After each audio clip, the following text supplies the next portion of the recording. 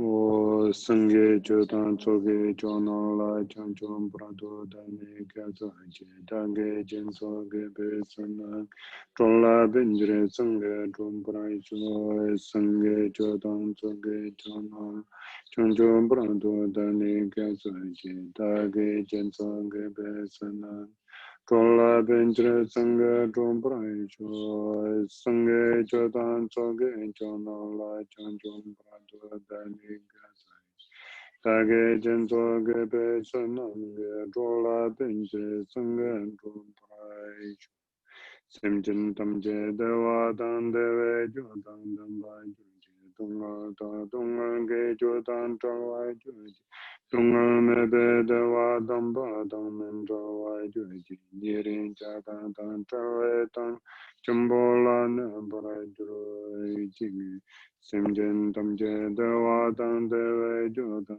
Dambai Dunga Dan Dunga Ge Jodan Tawai Joji Dunga Mebe Dewa Damba Damen Tawai Yerin Jadan Dan Tawai Tanyon Jumbola Nambara Joji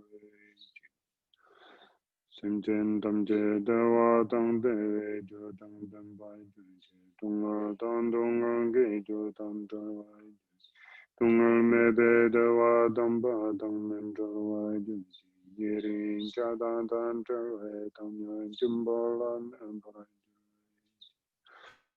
Tolen Sawe Lama Rimbai Je Dage Je Warabene Den Chua Ka Den Jumbo Gomne Je Sun Ko Sun To Ge Ngo Do Za Do Za Sai Je Bu Je Jo Je Me Do Tam Re Ra Li Je Nyen Den Jum Ba De Sung Ge Jim Do Meng De Bu Wa Yu To Gen Nan Da Jin La Jo Brai Shu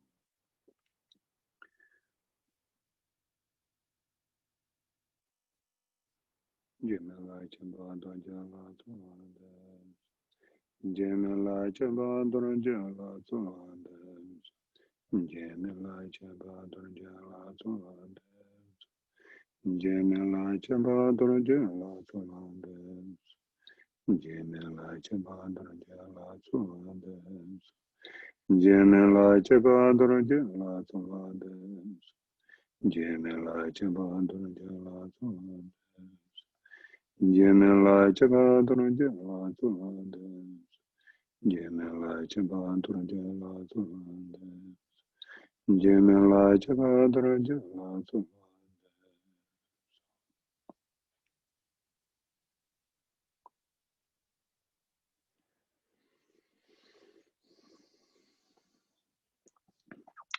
Alors, bonsoir à tout le monde, vous qui êtes sous Zoom, ou avec Zoom et nous tous ici. Alors, merci d'être là. On poursuit avec cet enseignement sur, vous vous en souvenez peut-être, on parlait la dernière fois des 9 points généraux de la pratique. Alors, juste, je replace le contexte. Je ne vais pas prendre trop de temps, mais histoire qu'on ne soit pas quand même trop paumé. Éventuellement, on peut l'être, hein, ça arrive. Donc, on est en train de remettre petit à petit, enseignement après enseignement, en place les notions clés pour qu'on puisse un peu mieux comprendre le sens des pratiques qu'on fait le mercredi soir, c'est-à-dire les pratiques de Chenrezig. Alors on pourrait dire ça, c'est l'objet particulier, c'est la pratique de Chenrezig, mais sinon, c'est plutôt pour essayer de mieux comprendre ce qu'on appelle le bouddhisme tibétain, c'est-à-dire qui inclut toutes ces techniques de visualisation, de récitation, de chant, de prière, de récitation de mantras, etc. Et bien sûr qu'il y a un côté exotique, souvent fascinant, ça peut être assez beau, etc., mais c'est aussi un côté déroutant. Et puis, on en a beaucoup parlé déjà les 2 fois précédentes, mais quand on dit dérouté, ça veut dire qu'on est hors de la route, en fait. Puis, justement, l'idée, c'est, je l'ai évoqué, d'avoir une vision la plus claire possible de la carte pour ne pas se paumer dans le territoire. Donc, dérouter, ça tombe à pic, on pourrait dire, parce que justement, on est soit dans la route, soit hors de la route. Être hors de la route, être dérouté par ces pratiques, ça veut dire qu'on se dit qu'on ne voit pas du tout à quoi ça sert de réciter tout ça en tibétain, on ne comprend pas le sens de la récitation des mantras, on ne voit pas du tout pourquoi on ferait une prière à une espèce de dieu qui s'appelle Chenrezig, alors que le bouddhisme est non théiste. Donc ça peut très vite être extrêmement confus. Et puis, on peut finir par se dire que, franchement, c'est qu'un truc exotique réservé aux Tibétains et on ne voit pas du tout comment intégrer ça dans sa vie. Alors, ça va nous prendre du temps pour voir tous ces sujets, pour voir comment l'intégrer dans la vie. C'est pas si simple que ça, mais c'est vrai que peut ne serait-ce que rappeler quelques éléments clés. Un élément clé de cette pratique, c'est dire qu'elle est composée en deux parties. C'est une partie de visualisation, donc de création, c'est une partie de résorption. Et en fait, tout le travail de création, qui est un travail d'imagination pure, c'est-à-dire que c'est l'esprit qui crée, c'est l'esprit qui imagine, qui envisage, eh bien, c'est un travail qui, en fait, et c'est là toute l'intelligence de Vajrayana, s'appuie sur la capacité créatrice de l'esprit. Alors, quand on dit s'appuie sur la capacité créatrice de l'esprit, ça veut dire que là, on est obligé de faire un tout petit peu de philosophie. Du point de vue bouddhiste, il n'y a pas d'autre réalité que la réalité de l'esprit. Alors, maintenant, si on rentre un petit peu plus en détail, on s'apercevrait, ou on s'apercevra, si ça vous intéresse puis que vous avez envie de fouiller, vous allez pouvoir y passer plusieurs vies, c'est super, parce qu'il y a beaucoup de discussions là autour. Il y a les écoles qui vont dire tout n'est qu'esprit, qu'on a peut-être à tort parlé d'idéaliste, qualifié d'idéaliste, comme si tout n'était qu'une projection mentale. En fait, ce n'est pas le cas. Mais disons, il y a quand même des écoles qui vont dire ce qui est prépondérant, c'est le fait de, on pourrait dire, créer un certain monde mental. Puis d'autres qui disent oui, c'est bien vrai, mais il y a quand même une réalité conventionnelle qui existe, sur laquelle on peut s'appuyer et avec laquelle on interagit. C'est évident. Au-delà de tous ces débats philosophiques, il est absolument clair que, pour prendre une formule tout à fait basique et très quotidienne, ça se passe dans notre tête. Alors, bon, c'est réducteur, non pas de tête, c'est pas Givaros, mais ça se passe dans notre tête. C'est-à-dire que s'il n'y a pas une interaction de notre part avec ce qu'on perçoit, il n'y a pas de réalité réelle. C'est-à-dire qu'un arbre qui tombe quelque part ou une réalité qui nous échappe, c'est-à-dire qui échappe aux modes de perception qui sont les nôtres, c'est pas vraiment une réalité pertinente pour nous. La réalité, elle est pertinente à partir du moment où il y a une interaction. Ce qui est intéressant à savoir, c'est que du point de vue bouddhiste, il n'y a même pas de conscience sensorielle. Et ça, c'est très étrange. Il n'y a pas de conscience sensorielle s'il n'y a pas rencontre avec les éléments qui vont permettre la manifestation de la conscience sensorielle. Ce qui n'est quand même pas la moindre des choses. Ça veut dire qu'il va falloir une faculté mentale, un objet, une conscience qui peut s'exercer, et qui surtout, c'est pas qu'elle s'exerce sur un objet, c'est qu'elle surgit de la rencontre de tout ce qui lui permet de tout à coup surgir. Ça veut dire qu'autant la conscience auditive, visuelle, olfactive, gustative, etc., et bien sûr mentale, fonctionne de la sorte. C'est assez troublant parce que c'est pas un énoncé théorique, c'est une observation pratique. Mais bien que ce soit une observation pratique, après, nous, dans notre vie, c'est un peu étrange de pouvoir se dire que la conscience, par exemple, auditive, elle n'existe que quand elle est stimulée. Pourtant, au moment où on dort, la conscience auditive n'existe pas. Donc, elle disparaît bien quelque part, mais elle ressurgit bien de quelque part. Alors, on ne va pas rentrer dans le détail de ça. C'est totalement passionnant. Vraiment, ça vaut la peine. Mais on va essayer de rester collé à ce qu'on voit, pas trop quand même, mais à ce qu'on est en train de voir. Donc, ces 9 points généraux de la pratique qui vont éclairer le pourquoi on est en train de faire tout ça. Alors maintenant, le lien entre ces 9 points, la faculté créatrice de l'esprit et l'imagination, c'est qu'en fait, cette faculté, et je vous disais avant, c'est là où le Vajrayana est extrêmement intelligent, c'est-à-dire qu'on utilise cette faculté créatrice pour créer une visualisation. C'est-à-dire, en fait, pour créer un monde, on pourrait dire conscient, volontairement développé, qu'on va ensuite, c'est le monde d'une déité, c'est le monde de tout ce qu'on va faire à l'intérieur de ce monde-là, et qu'on va ensuite résorber. Alors, les 9 points généraux de la pratique, c'est dire, ou c'est préciser le cadre dans lequel on va faire ça. C'est un peu comme dire, l'esprit est sans arrêt en train d'imaginer, certes, mais on le fait sans le savoir.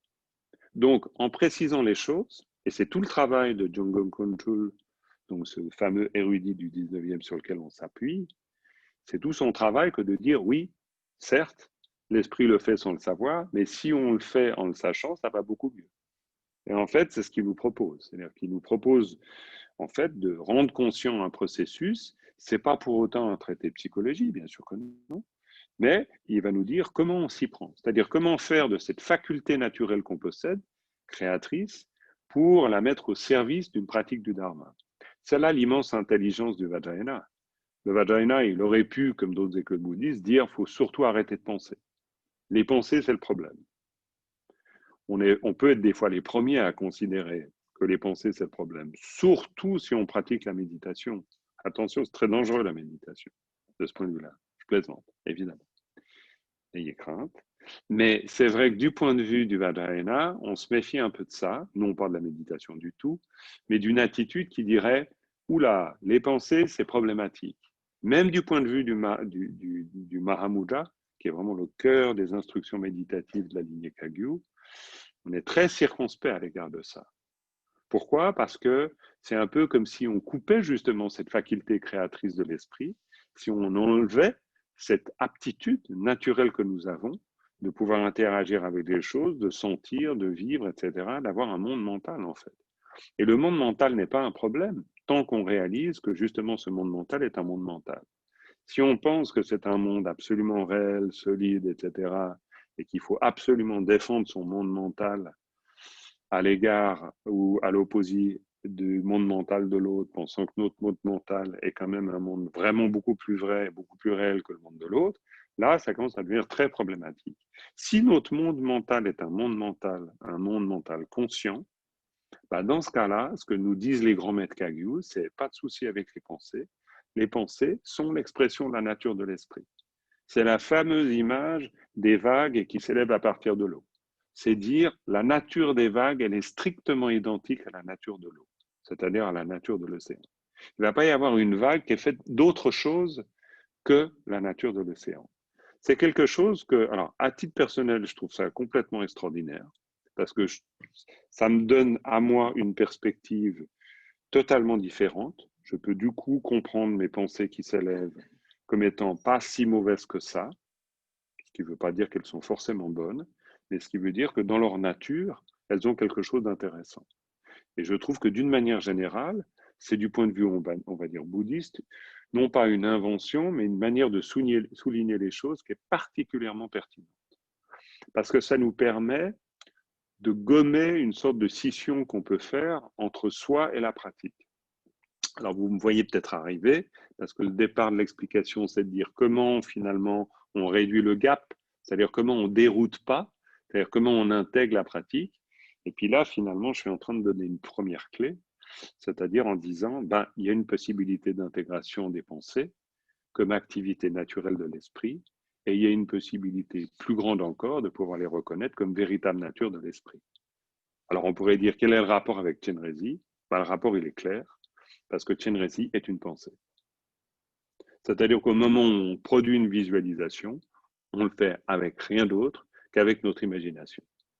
Si je suis assis et que j'imagine le repas que je vais manger dans 10 minutes ou une heure, n'importe, ou ce que je vais faire demain, ou le magasin que j'ai visité aujourd'hui, ou l'interaction que j'ai eue avec un tel, une telle, etc., je le fais avec une certaine, avec plein de choses certainement, mais aussi avec ma conscience mentale, c'est-à-dire j'image cela, j'imagine, mais j'image cela, je le représente, je me le représente à moi-même, j'y pense, etc., je le développe. Je vais utiliser les mêmes fonctions quand il s'agit de visualiser. Je ne vais pas tellement faire autre chose. C'est-à-dire, je vais m'imaginer Chenrezig, je vais m'imaginer qu'il est en face de moi ou qu'il est au-dessus de ma tête, je vais imaginer que les êtres deviennent Chenrezig. Donc, je vais faire tout un travail. Et à force de faire ce travail, je vais pouvoir intégrer la nature même, la nature, c'est-à-dire la matière presque, la matière des pensées ou la matière pensée, dans le sens les pensées comme matière. Je vais pouvoir intégrer cela qui est sans arrêt en production dans l'esprit, je vais pouvoir l'intégrer dans la pratique. C'est pour ça qu'on trouvera à la fin de la récitation du mantra de Chenrezig une phrase absolument clé quand on dit qu'en fait, à ce moment-là, tout ce qui est perçu est le corps de la déité, tous les sons sont le mantra de la déité et toutes les pensées sont le jeu naturel de la sagesse primordiale de la déité. Ça, c'est un point très important, on y reviendra bien sûr, c'est ce qu'on appelle tierso sum. Ça veut dire sum, c'est trois, ça veut dire comment on prend les trois, tiers, c'est prendre, comment on inclut, c'est les trois inclusions, on pourrait dire, comment, ou les trois intégrations, comment on intègre la manifestation, les sons qui est aussi la manifestation, et les pensées. C'est-à-dire qu'en fait, à terme, ça veut dire que ce pouvoir d'imagination, c'est dire on ne le gomme pas, on s'en sert, mais on va, à travers un certain travail, finir par découvrir que c'est le pouvoir naturel de l'esprit qui manifeste la véritable nature de l'esprit. Donc il y a quelque chose d'absolument génial dans ces moyens-là, d'autant plus s'ils sont bien compris. C'est pas du tout évident parce que évidemment, voilà, il y a des formes qui peuvent nous bloquer, il y a des tas de raisons qui peuvent faire que quand on récite le mantra ou quand on fait la pratique de Chenrezig, on n'y pense peut-être pas, on essaye, on s'efforce d'avoir une vision claire, qui n'est pas toujours claire. Donc voilà. Et en fait, on est juste en train de travailler avec notre capacité créatrice, on est en train de se familiariser avec le mouvement des pensées. Donc il y a aussi du shiné là-dedans, c'est-à-dire shamatha, il y a du vipassana aussi, parce que vipassana, c'est rien d'autre que la vision claire de la nature de ce qui s'élève, c'est pas autre chose. C'est-à-dire c'est le fait de pouvoir directement observer la nature ultime de toute cette forme d'agitation. Donc voilà, on fait beaucoup de choses en une seule. C'est aussi une manière de dire, tout le sens est contenu là, tout le temps, dans l'expérience naturelle ordinaire de l'esprit. C'est pour ça qu'on verra bien, et il y a des tas de moments où ça peut apparaître, où en fait, on ne crée rien du tout, dans le sens où la réalité de Chenrezig, elle existe même avant qu'on l'ait créée. Donc le fait de la créer, c'est juste pour pouvoir la connecter. Mais on ne connecte pas un paradis. Beaucoup de maîtres donnent cette instruction, elle est fantastique, c'est de dire la terre pure, c'est déjà là.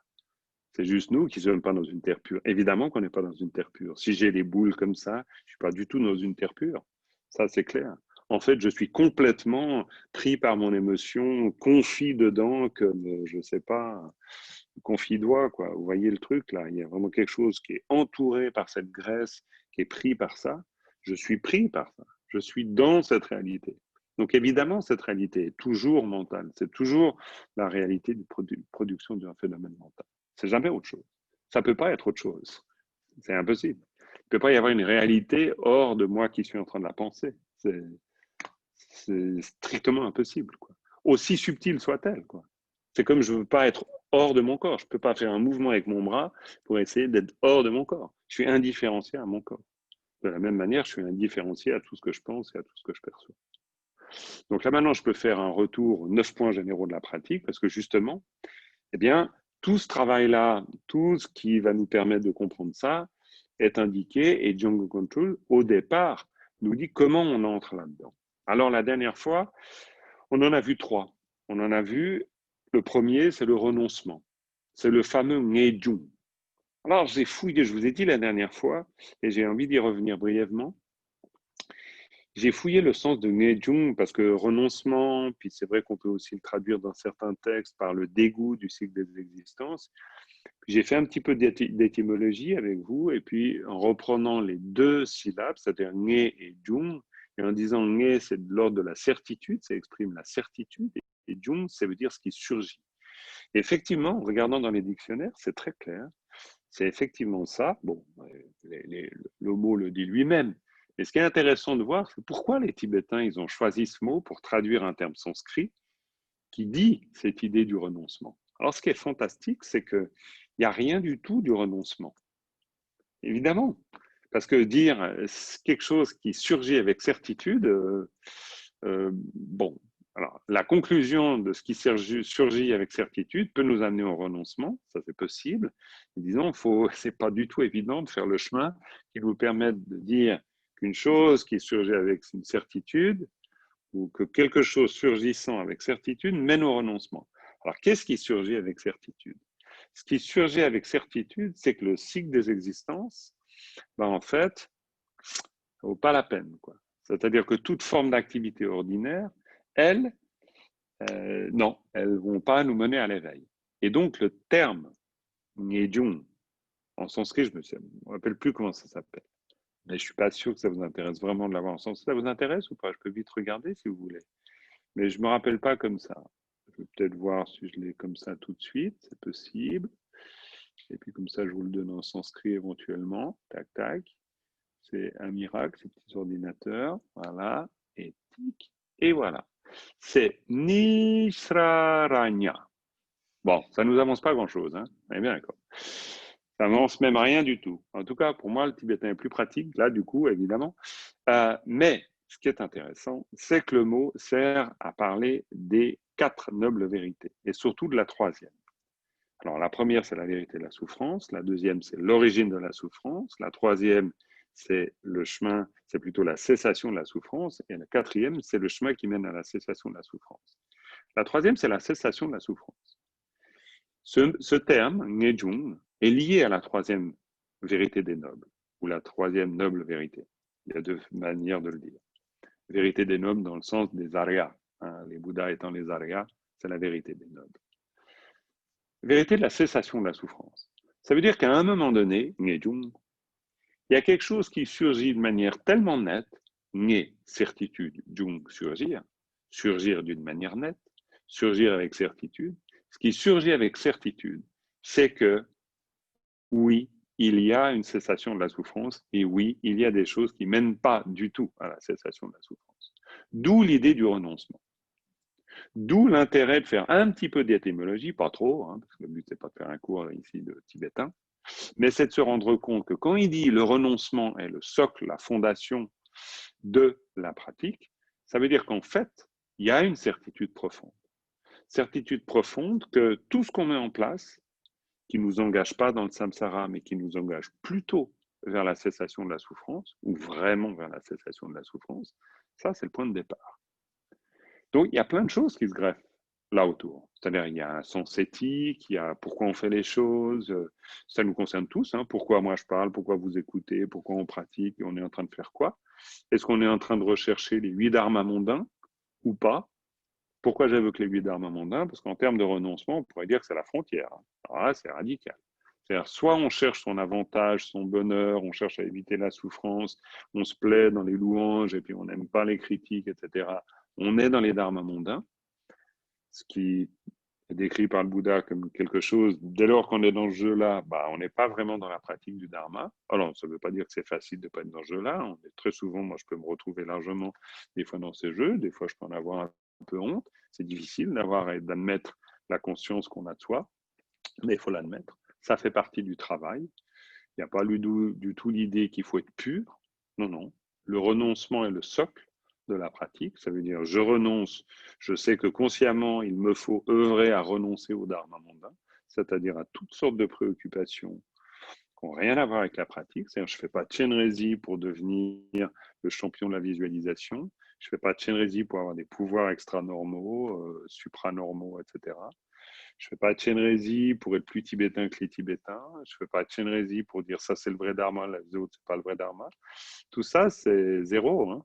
Je fais la pratique de Chenrezi, idéalement le renoncement, le socle de la pratique.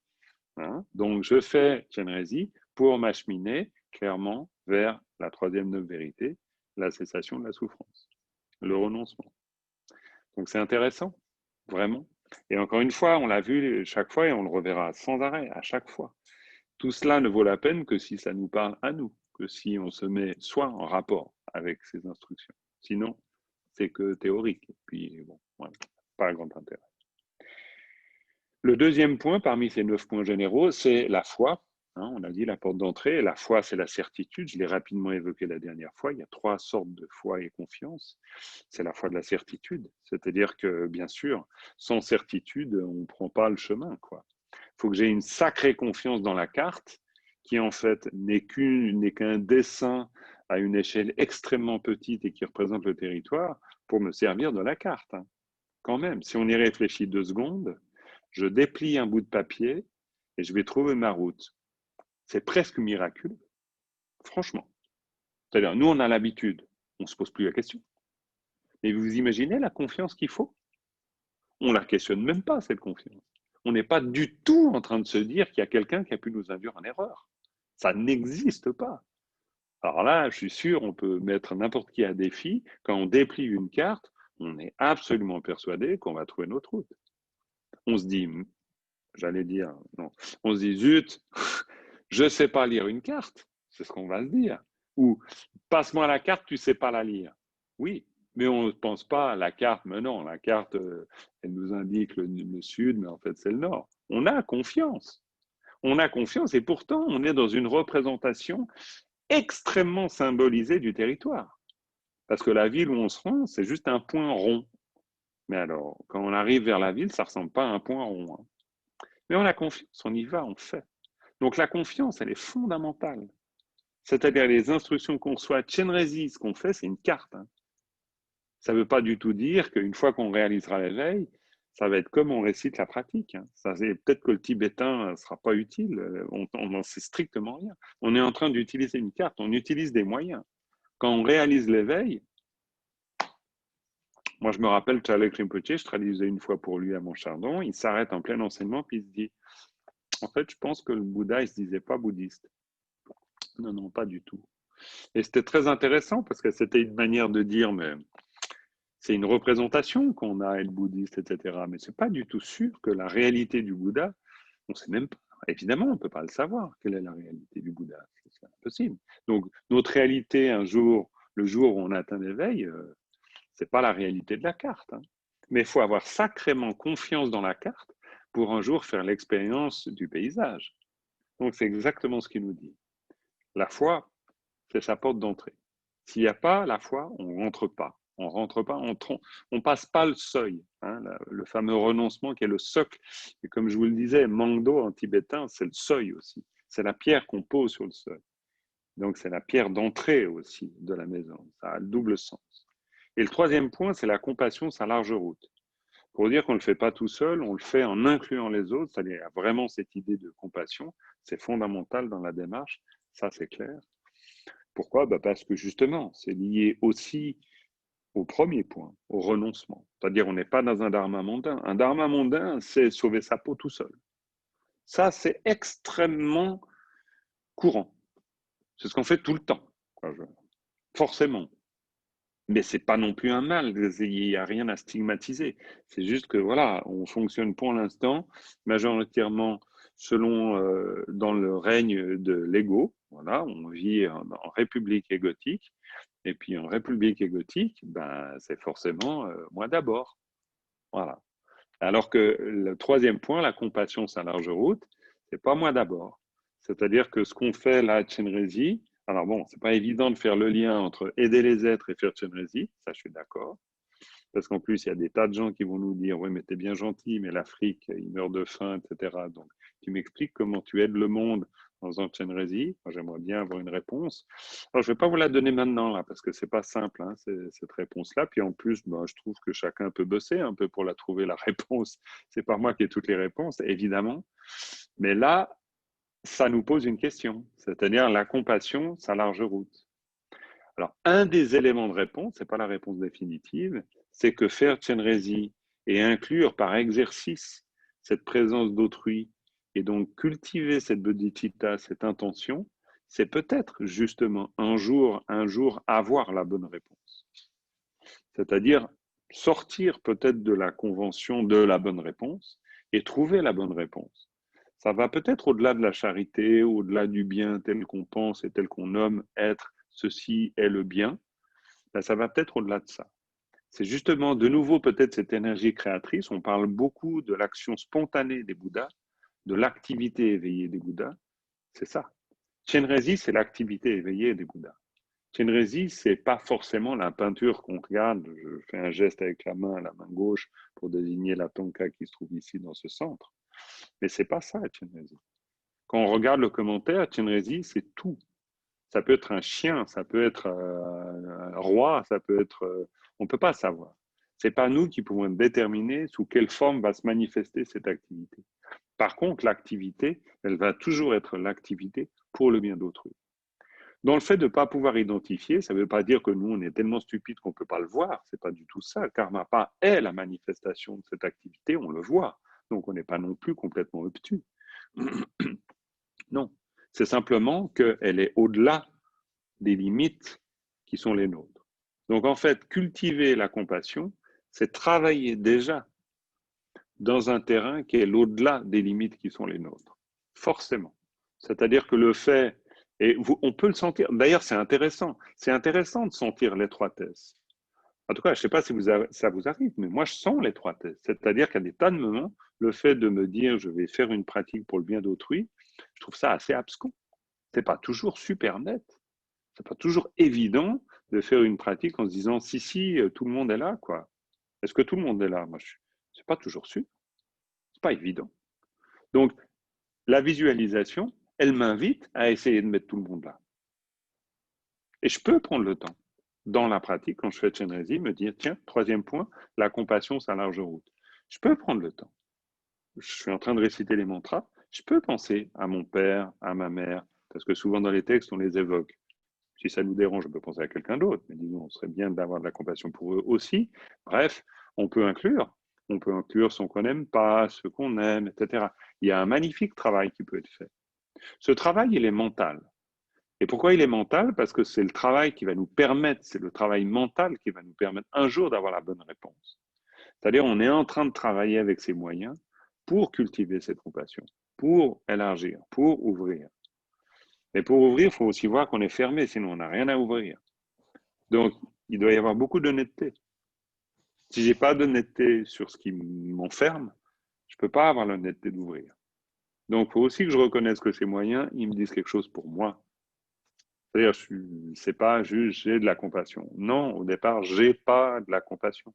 J'en ai peut-être de la compassion, c'est possible, mais j'ai pas naturellement toute la compassion du monde. Je vais développer cette compassion. Chenrezig, c'est pas, je vais un jour devenir Chenrezig, on pourrait dire naïvement. Non, mais les qualités de Chenrezig, ça veut pas dire qu'un jour je vais être blanc puis je vais me réveiller le matin avec 4 bras. Non, non, c'est beaucoup plus subtil. Ça veut dire qu'un jour, je vais commencer à comprendre les qualités de Chenrezig. Chenrezig, ça va commencer à me parler. Ça va être beaucoup moins exotique, justement. Ça va être vraiment quelque chose de l'ordre de la compassion. Et donc, tout va prendre place. Les symboles vont prendre place. Ses bras, il en a 4, bon, j'en ai que 2. Ben, ça va prendre place, ça aussi. C'est-à-dire toute la compréhension. Et on verra dans les instructions. Si on rentre dans les commentaires des pratiques, c'est un point très important. C'est-à-dire on va se souvenir du sens symbolique de chaque aspect d'une visualisation. Donc voilà, pour dire que tout ça va nous permettre d'ouvrir. D'où le troisième point, la compassion, sa large route. Le quatrième point, on n'en a pas parlé la dernière fois, donc j'avance un peu. Vous voyez, on avance lentement. J'espère qu'on n'avance pas trop lentement pour vous. Moi, je pense qu'on n'avance pas trop lentement. J'espère.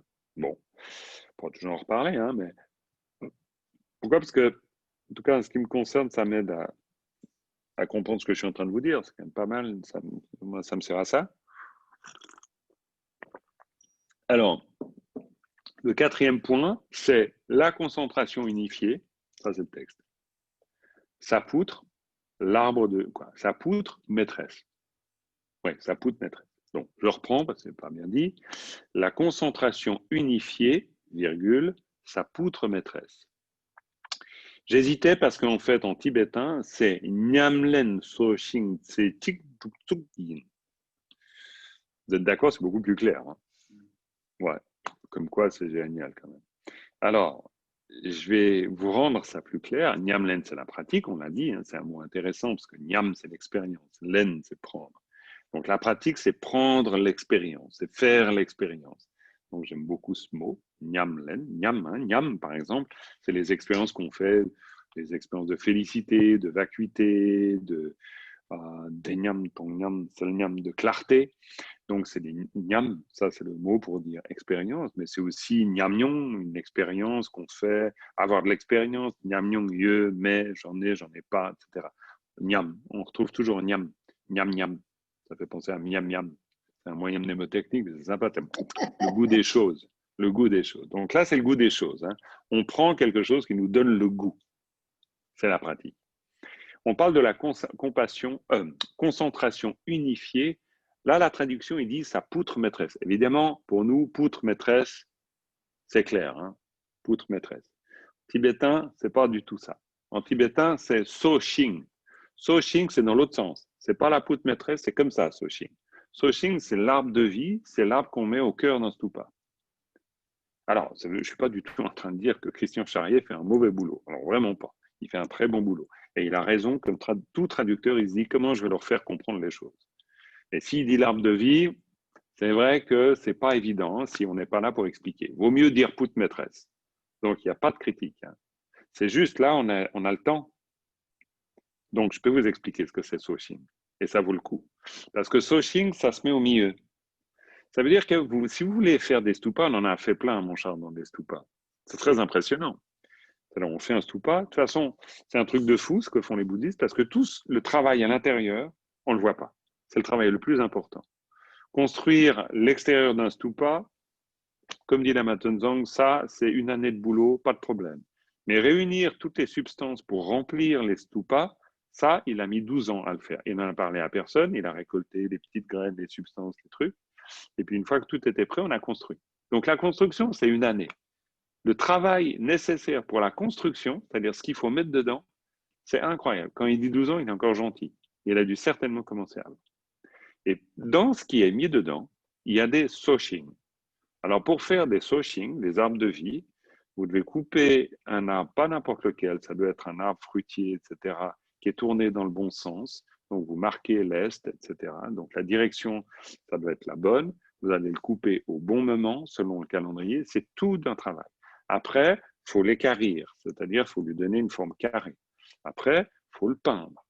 Il faut mettre au sommet, il faut sculpter un demi-doge à la base aussi. Il faut ensuite enrouler avec des fils de couleur.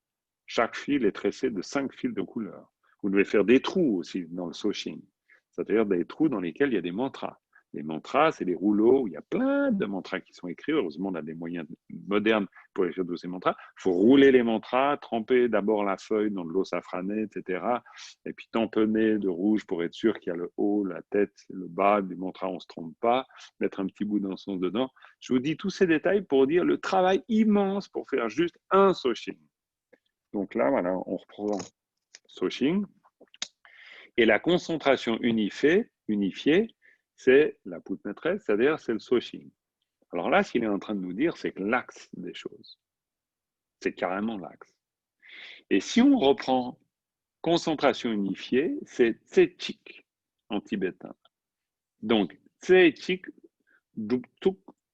Tse-Chik, ça veut dire un seul point. Concentration unifiée. Ça veut dire c'est la qualité avec laquelle on va faire une pratique. Ça fait partie des 9 points généraux de la pratique.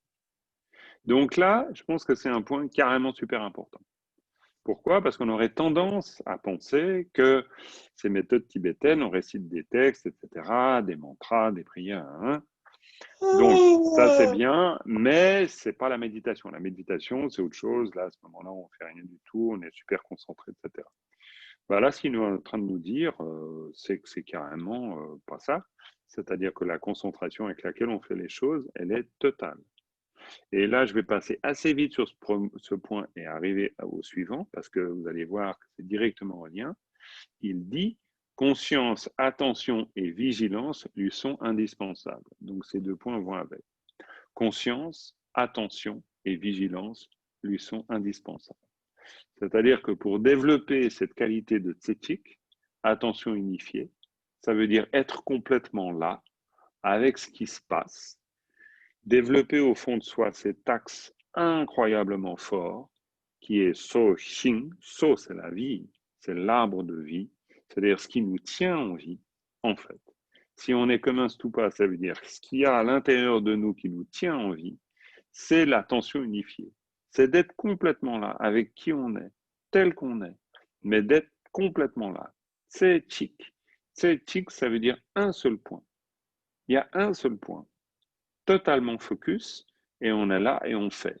Et ce qui est important, donc, ce qui est indispensable à ça, c'est, alors il le dit ici, conscience, attention et vigilance.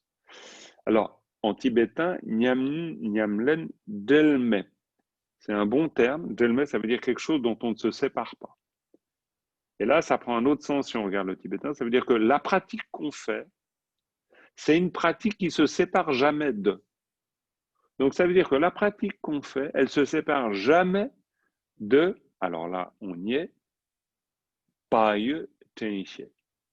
Payu, c'est la conscience de soi, qu'on peut évidemment traduire par conscience, mais payu, c'est quelque chose, je suis au courant de ce que je fais.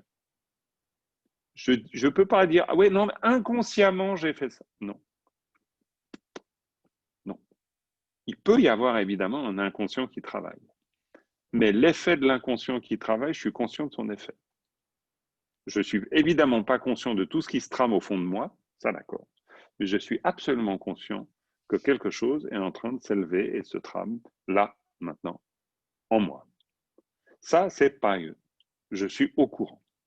Donc, ce dont on parle, cette concentration unifiée, elle est faite de ça, de cette qualité, pareil, c'est-à-dire complètement attentif, complètement en même temps ouvert, mais complètement présent, c'est pareil. Et puis ensuite, il y a tenxie. Et tenxie, c'est souvent traduit par attention vigilante. Et tenxie, c'est deux mots, c'est ten et xie. Ten, c'est souvent le souvenir. Si par exemple, ah, je me souviens de quelque chose, on va dire ten, c'est le verbe ten. Ten pour dire je me souviens. Alors évidemment, là, c'est pas je me souviens, on n'est pas dans ah, je médite pas en me disant ah, je me souviens de. Non. Mais le souvenir, ça veut dire la conscience. Je ne peux me souvenir de quelque chose que si j'ai conscience de cette chose. Je ne peux pas me souvenir d'une chose dont je n'ai pas conscience. C'est impossible. Ça semble évident, hein, mais en fait, ce n'est pas si évident. C'est-à-dire que le souvenir, là, en l'occurrence, ce n'est pas une chose qui surgit comme ça, c'est je suis conscient de ce qui s'élève. Donc j'en ai le souvenir. Comme en français, on dit ne pas être oublieux. Ça serait très beau de dire ça comme ça, finalement. Développer la qualité de ne pas être oublieux. Je ne suis oublieux de rien. Je suis complètement à mon affaire, je suis complètement là. Et je ne suis pas oublieux. Pas oublieux, c'est aussi je suis reconnaissant. C'est des très belles qualités. Et je ne laisse pas les choses filer comme ça. Je suis absolument conscient de tout ce qui est en train de se produire. Il est en train de nous parler de la pratique de la création de la visualisation et de la résorption de la visualisation. Hein. Et on n'est qu'au début. C'est-à-dire qu'il est en train de nous dire quels sont les 9 points principaux de la pratique. C'est quand même super intéressant de se dire que quand on rentre dans la pratique de Chenrezig ou de n'importe quelle pratique, on va dire, du bouddhisme tibétain, en mettant plein de guillemets, c'est le bouddhisme tout court, hein, bon, tibétanisé d'accord, mais on est dans un exercice, et il nous le dit, qui fondamentalement, Soxing, hein, c'est l'arbre de vie, est un travail d'attention unifiée, nourri par la présence, par eux, et par l'attention vigilante. Dernier mot, tenxie, xie, c'est le verbe savoir. Ça veut dire qu'il ne suffit pas simplement d'avoir le souvenir d'une chose.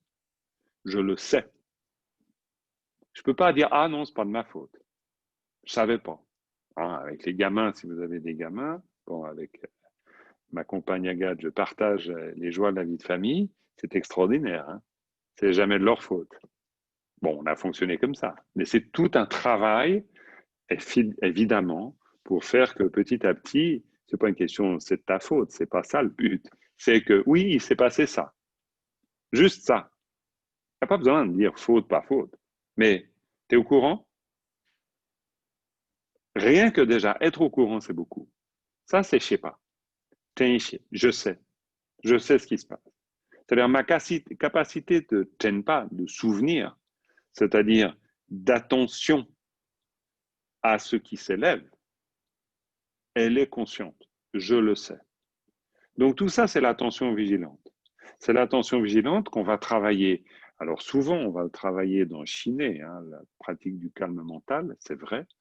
Mais en même temps, ce qu'il nous dit ici, c'est que, eh bien, c'est la concentration unifiée, sa poutre maîtresse, son arbre de vie, concentration unifiée, alimentée par cette présence à soi, par eux, et cette attention vigilante. Donc là, rien qu'avec ça, eh bien, je pense qu'on peut aborder la pratique de Chenrezig très différemment. C'est-à-dire conscient d'être assis quelque part, conscient de réciter quelque chose, qu'on comprenne ou pas. C'est une conscience tactile de nos mots qui disent quelque chose. C'est un mouvement de la bouche, c'est un mouvement du son qu'on prononce, c'est une écoute, c'est la conscience du sens de ce qu'on fait, qu'on comprenne le texte ou pas, c'est l'intention. Ouais, je suis en train de me relier à quelque chose peut-être de plus grand que moi. C'est un peu un raccourci, mais c'est déjà pas mal.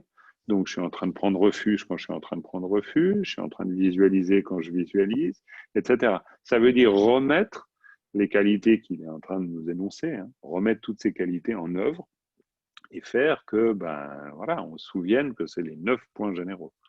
Et on n'est même pas au bout des 9. Donc voilà. Par contre, le temps passe terriblement vite, donc je ne vais pas pouvoir faire beaucoup plus long. Et comme ça, on en aura vu déjà 5. Après, on verra les suivants la fois prochaine. Après, on rentrera dans toute la suite. Et on verra ça petit à petit. Donc, je vous rappelle les 5 premiers. C'est d'une part le renoncement, ou la certitude qui surgit du fait qu'on sait pourquoi on fait le choix qu'on fait. C'est tout ça le renoncement. Donc, c'est pas renoncer, c'est choisir. Hein. C'est décider de. Donc, c'est positif. Et le dictionnaire insiste sur cette dimension positive du sens en sanskrit. Donc, je choisis. Je sais pleinement, consciemment, pourquoi je ne vais pas prendre la voie du samsara qui me fait tourner de toute façon en rond. Pourquoi je choisis l'éveil plutôt qu'autre chose. C'est ça le sens du renoncement. Donc, c'est un plus, c'est pas un moins. Le deuxième point, c'est la foi, la confiance. La confiance, la joie que je peux avoir aussi à faire ça. Je suis pleinement conscient, je suis pleinement confiant, surtout, parce qu'il est question de foi. La compassion, c'est que j'y vais en grand, j'y vais pas en tout petit étriqué, j'y vais en grand. J'y vais pour qu'une fois, ultimement, je puisse être comme Chenrezig et développer une activité illimitée, et je m'entraîne à ça, et je suis conscient de le faire. Quatrième point, je le fais avec un esprit pleinement unifié. C'est-à-dire que je ne suis pas en train de penser à autre chose au moment où je fais ça. Et déjà, c'est beaucoup, parce qu'on peut largement penser à autre chose pendant qu'on fait la pratique. Ça, comme toujours. Et puis, cinquième point, je le fais avec, par ailleurs, avec cette conscience de moi, conscience de soi, donc pleinement là, complètement là. Et je le fais avec Tenshe, c'est-à-dire avec attention vigilante, c'est-à-dire avec le fait que je sais ce qui est en train de surgir. Je ne suis pas dupe, ni de moi-même, ni de rien du tout. Je sais que là, la distraction surgit. OK, je n'ai pas besoin de la juger, mais je peux revenir à l'objet de ma méditation. Par exemple, la récitation du mantra ou la visualisation. C'est ça aussi le Tenshe. C'est une manière de placer Shiné, de placer Shamatha, de placer Vipassana à l'intérieur de la pratique. Et clairement, il faut le faire. C'est-à-dire que c'est à la fois le cadre mental sur le travail que je suis en train d'accomplir et c'est Vipassana parce que ce que je fais n'est pas saisissable. Ça a la nature de la vacuité, ultimement. C'est ce que je découvrirai dans la dernière phase, dans la phase de Dogrim, dans la phase de résorption. Mais je suis déjà en train d'être en rapport avec cette matière au moment de la visualisation. Donc voilà les 5 points. Okay. Donc on va s'arrêter là. Je vais vous dire non pas tout de suite au revoir parce qu'on va faire la dédicace, puis après je vous dirai au revoir. Je pense là particulièrement aux personnes qui nous suivent avec Zoom.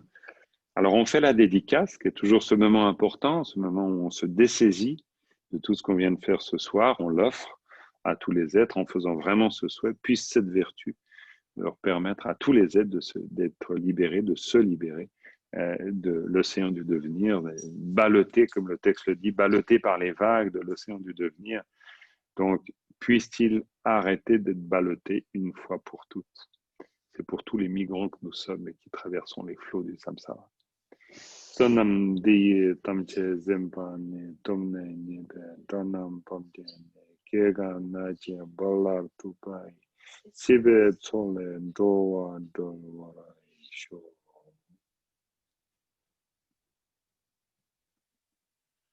Ça se termine par puissent tous les êtres être libres. Alors, effectivement, puissent tous les êtres être libres.